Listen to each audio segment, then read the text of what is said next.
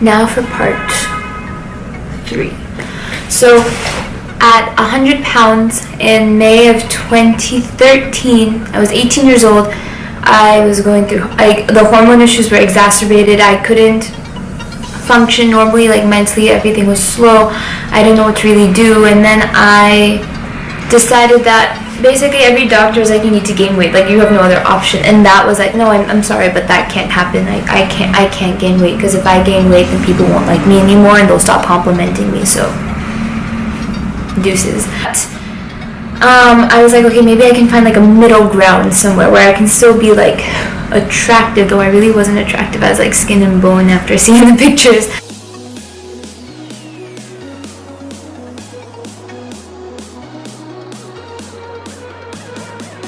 Where I can be attractive and still get the hormone thing situated. I kind of found a compromise. So I found a nutritionist who lived near me, and they were vegan. And so their basic claim was that there's a way to eat plentifully and to be unmaintainable healthy weight, eating plant-based foods and moderate exercise. And I was like, okay, this sounds like a great thing. My life won't be at the gym. I get to eat a lot and I'll be thin. So those 3 things that everyone wants, I was being promised. And I was like, I'm done. I'm down to do this. So I met with the nutritionist. I was like, do I have to be 100% vegan? I know that's what your program calls for, but can I be part vegan and still eat meat some times? Because my basic meals throughout high school were near the end, when the eating disorder was in full effect, and my obsession with food was in full effect, was boiled chicken and broccoli all the time.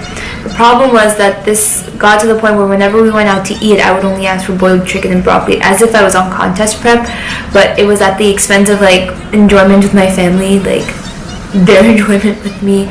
And I would be Google restaurants, okay, how many options of boiled chicken does this place have?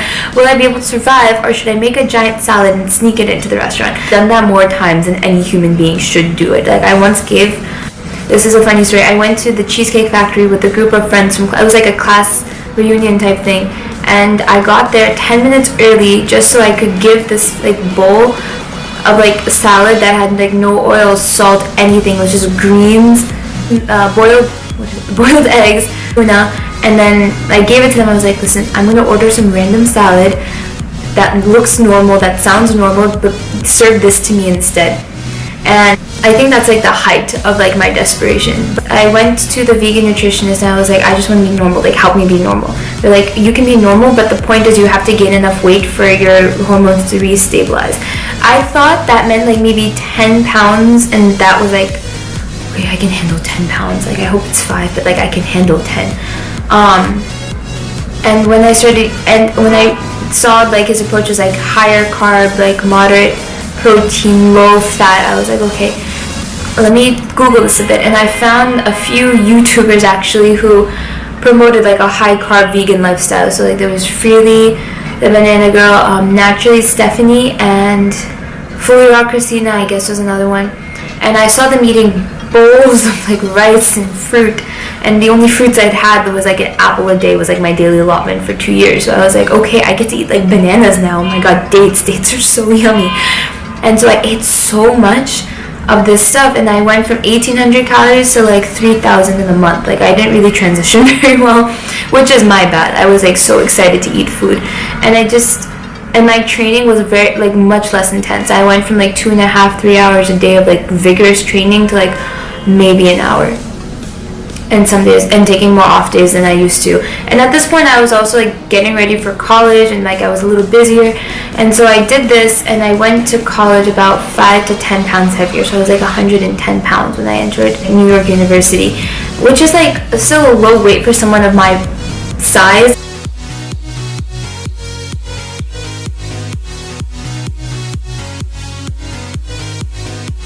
Considering my proportions and stuff, my legs are a little bigger, broader shoulders, 5'3".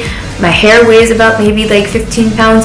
So I was pretty low weight, and I was thin when I entered college. I felt fat, but I was actually thin. If you look at the photos, the first semester, but I was gaining weight considerably. Like every week I was 1 or 2 pounds heavier, and I thought based on what I was seeing that it would just stop. Like, okay, if you eat unlimited carbs, no fat, little to no protein, eventually all the carbs will burn themselves off and you will be thin for the rest of your life. And the only exercise you need to do is like moderate biking. And so even though my nutritionist at the time basically said that you should be more balanced with your approach, not like very low fat, like modest fat, 20% or something, and same with the protein. And you can still eat more carbs, just like not bowls of dates for breakfast, and do some weight training so that you can build like a physique for yourself instead of because I was seeing theoretically such good results for these 3 YouTubers. I was like, I'm done. Like, that's what I want. I want to be able to eat rice every day and be thin. And so I did that, and I gained 60 pounds in the span of let's say August to May. So that's what, 5 plus 5, so 10 months I gained 60 pounds, which is like a pretty consistent like stream of like weight gain. And the only cardio I was working out I was doing was like mild cardio, and I missed weight training, but by the time I had reached like the 140 mark, I was like so uncomfortable with like moving that I didn't feel okay doing weight training, because like my body wasn't doing it, like the flexibility wasn't there, the mobility wasn't there to do it properly, and I really missed it. But I was like, okay, if I just keep going, if I keep doing this, eventually the weight's just gonna come off. It's just gonna magically come. I'm gonna wake up one morning and I'm going to be as thin as Freely. And that never happened. None of that ever happened. What did happen though was I got the comments again basically saying, oh, you were so thin, what happened? Or is everything okay at home? Are you sure you should be eating pasta every single night? Some of these were like very valid concerns. Like I agreed in retrospect. I just didn't do it in a balanced way, because my body was so starved at 100 pounds that like if I tried to restrict what I was eating, it wouldn't work. Like I went insane, I went crazy, and so I just kept eating. And eventually my body, like the hormone issues themselves basically after 160. They didn't restore themselves before that, which is another reason I just kept eating, thinking that it would be okay. At a 160 though, I was like, I'm back at square. I woke up one morning and weighed myself, because I hadn't weighed myself for actually like 2 or 3 months. I was like, how?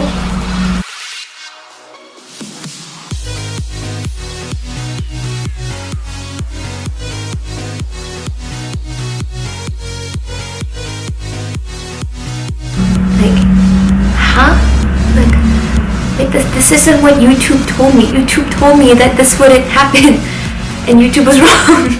Okay, those like 4 YouTubers, like their stories just didn't coincide with mine. Like I'm happy that like theirs worked out, mine just didn't work out. And I was like, okay, after 10 months I need to like reevaluate what I'm doing. So I went back to my nutritionist and I was like, help, I'm sorry I didn't listen to you. The only thing I listened to you was eat more, but I ate way more, and I did this and I did that. And they're like, yeah, I know. They were so nice about it, but you could see like it was like, Alina, you done screwed up now. I'm happy I'm like laughing about this, even though like I was crying about it like an hour ago before filming. So I did that, and I redid everything. So instead of like, it's not like I went back to what I did in high school. Basically, I was given a meal plan that consisted mostly of fruits, vegetables, beans, lentils, rice, like good grains, tofu, like more tofu. Like I hadn't used tofu for like a year because I was afraid of the fat content. So like more tofu and more room for like fats and proteins. By no means was I like eating high fat or high protein. They were still only making up maybe 20 to 30% of my diet, but it was way more than like the 5% that I was allotting for, because I just kept eating bananas for like an entire year. And so I started that, and I didn't really go back to weight training at this time, because I was like, I don't feel comfortable squatting or doing lunges at this weight, which is not, as I'm going to talk about in future videos, that's not the way you should go about it. I was wrong. Like, your weight should not stop you from weight training. Like, just being heavier does not mean you shouldn't lift heavy by any means. But I was too nervous, so I didn't, and I was like, maybe if I just keep running, it'll be better. Like, I should just keep running. So I just kept running. Not kept, because I had taken a hiatus because I couldn't run at 160, so I was like biking. But I started doing more runs, and I slowly lost the weight sophomore year. I went from 160 to about 125 to 130 by the end of my sophomore year.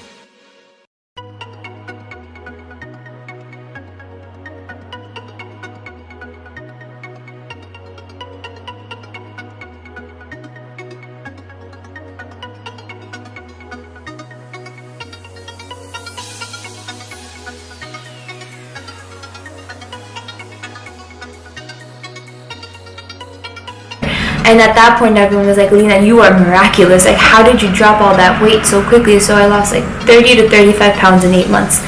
So I went in the opposite direction, but I still didn't lose enough to like go back to the hormone issues. I like sustained that. I was fine. I was healthy mentally. I was doing a lot better. I could feel again. I was active. I could go out some nights and like see friends and family without losing my mind.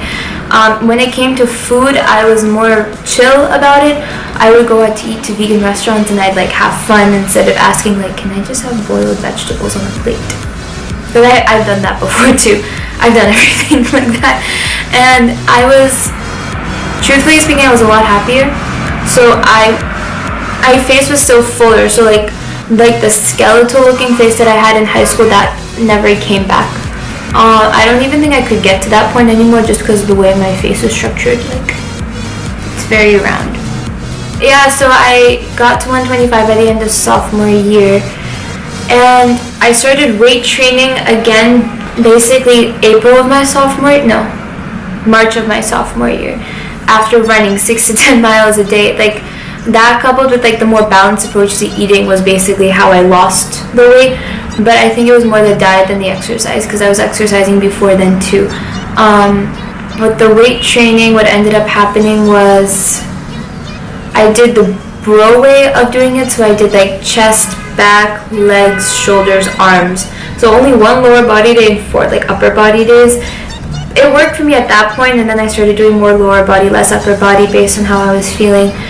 So that basically continued until junior year, and I did that consistently. And now I just graduated, and my senior year ended December of 2016.